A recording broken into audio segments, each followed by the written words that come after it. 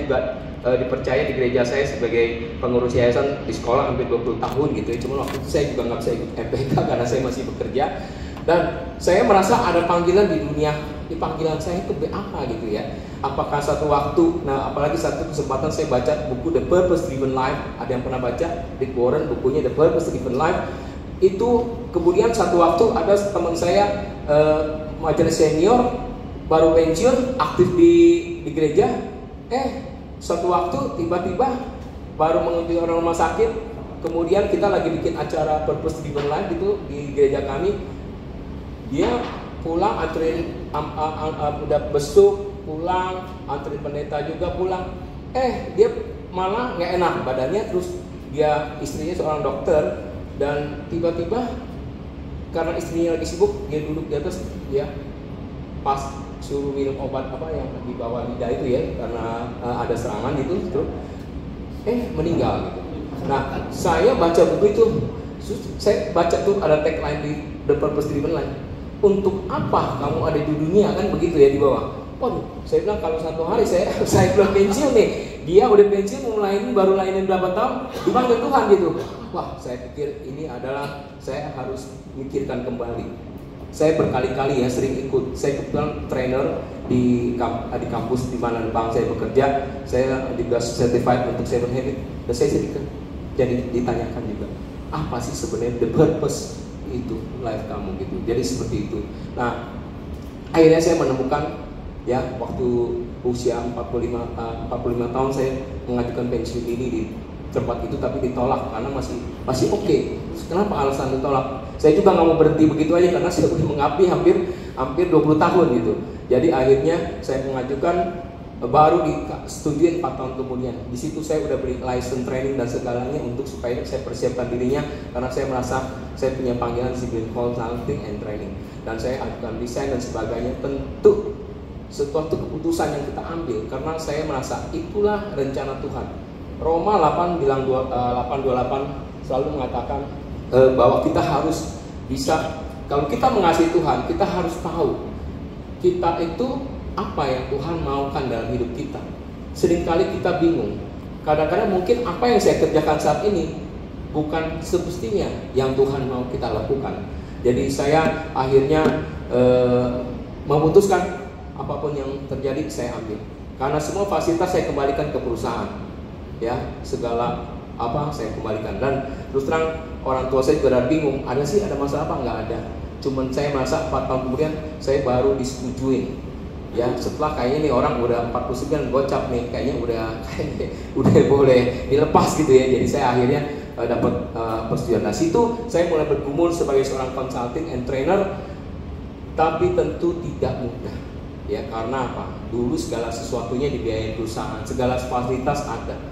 Orang saya ngomong apapun, saya membawa dulu 60 branch di salah satu bank, saya punya 60 cabang di bawah saya dengan karyawan yang hampir atas cabang sekitar 20 orang gitu ya. Jadi waktu itu saya mempunyai 1000 lebih karyawan yang saya manage dengan portofolio yang bagus. Tapi seperti yang saya bilang, ketika saya mau ambil keputusan itu tidak mudah.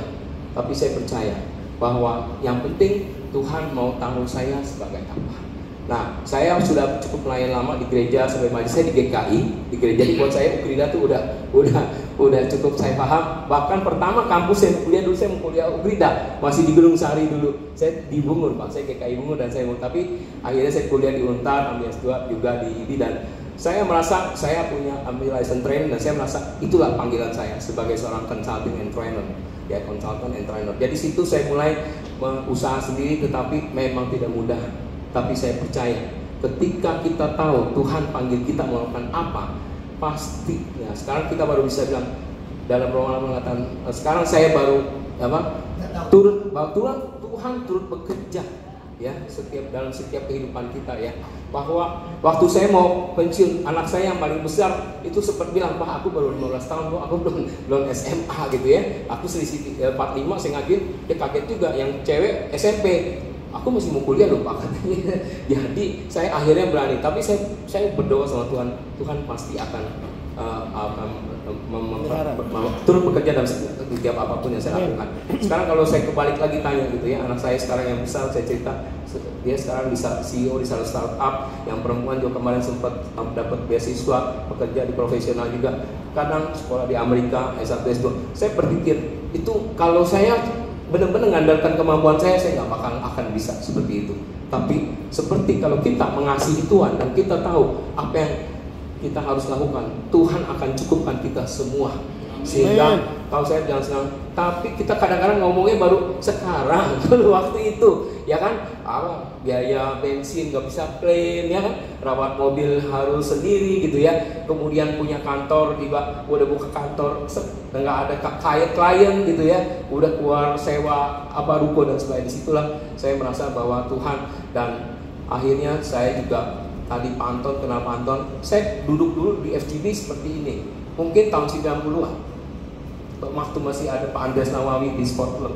Tapi terus terang saya sendiri masih aktif di dalam pelayanan di gereja saya, dan saya ada juga di yayasan sekolah hampir 20 tahun. Saya join dulu belum bisa jadi NPK Pak, masih sibuk. Nah, jadi di situ saya mengatakan bahwa ketika kita bisa menemukan Tuhan panggil kita untuk melakukan apa yang Tuhan inginkan dalam kehidupan kita, percayalah Tuhan pasti akan mencukupi dan akan melengkapi kita. Seperti itu saksian saya. Nah, jadi kembali lagi teman-teman, di sini adalah visi kita yang kedua Pak. Visi pertama dulu di Pak Anton waktu itu yang jadi pembicara, masih kurang dari setahun lalu. Nah, ini juga pertemuan sama Ukrida, sesuatu yang menurut saya ingat tiba-tiba ada teman saya, temennya Pak Daniel, udah Pak, Bapak kan ini ya pernah saya ada teman nih Pak di Ukrida, mau mencari satu komunitas yang bisa melengkapi anak-anak lulusan Ukrida gitu. Waduh, sedangkan Pak Anton sudah bilang sama saya, ini kita sangat rindu pengen ngembangin anak-anak yang movement gitu. Kok bisa pas gitu? Saya ketemu, makanya saya inisiasi untuk bisa, wah ini ya, satu sisi kita memang pengalaman para pengusaha profesional yang sudah pengalaman, sisi lain Ukrida juga punya lulusan-lulusan di mana ini kok Tuhan bisa pertemukan di sini gitu ya. Nah, tapi itu perlu waktu prosesnya Pak ya, dari bulan Juni kamu tahun 2000 ini sampai satu hari di bulan Juli saya diajak dikasih kesempatan training sama Pak Bambang yang Yayasan Ukrida, Pak Bambang yang sekarang di Indomobil. Nah, dia pas saya selesai training dia ajak saya ngobrol. Emang lu katanya di FGB mau kerjasama gitu ya? Iya, saya bilang. Dan dia orang GKI Harapan Indah ya. Dia bilang, ini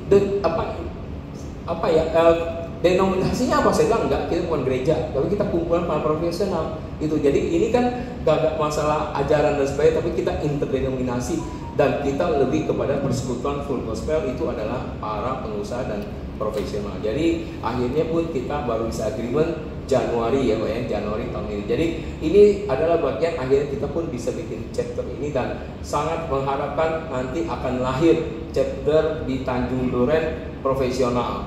Ya, bagi teman-teman yang mau bergabung nanti ada form bisa diisi. Dan seperti dijelaskan, ini adalah bukan gereja Pak. Ini adalah persekutuan, jadi tadi isinya kesaksian, nanti firman Tuhan, dan business networking sebetulnya. Itu organisasi ya yang merupakan internasional di Amerika. Bahkan tahun depan convention internasional akan diadakan di Bali Pak. Jadi bayangkan ya, karena salah satu negara yang paling banyak members dan chapternya ada di Indonesia. Saya mungkin perkenalkan Pak Anton juga sebagai regional presiden. Silakan Pak Anton biar dikenal juga. Pak Anton ini adalah regional presiden daripada Jakarta 1. Kita ada 5 ya di Jakarta, dan Pak Anton salah satu. Kita punya chapter sekitar 30-an chapter yang salah satu harapan kita nanti akan jadi chapter berikutnya adalah Tanjung Duren. Namanya Tanjung Duren Professional Chapter Pak. Nah, nanti ini ibu-ibu juga banyak yang tertarik nih, ada Ibu Diana ya, Ibu Nina. Wah, sangat tertarik, interest nih. Mungkin nanti kita akan bikin chapter LOF-nya. Kebetulan saya perkenalkan juga Ibu Jenny, silakan berdiri Bu Jenny. Dia adalah chapter regional chairwoman regional chairwoman. Iya, untuk LOF. Tepuk tangan untuk Bu Jenny juga. Saya rasa kesaksian dari saya ambil, akhirnya saya bacakan ayat Roma 8 ayat 28 supaya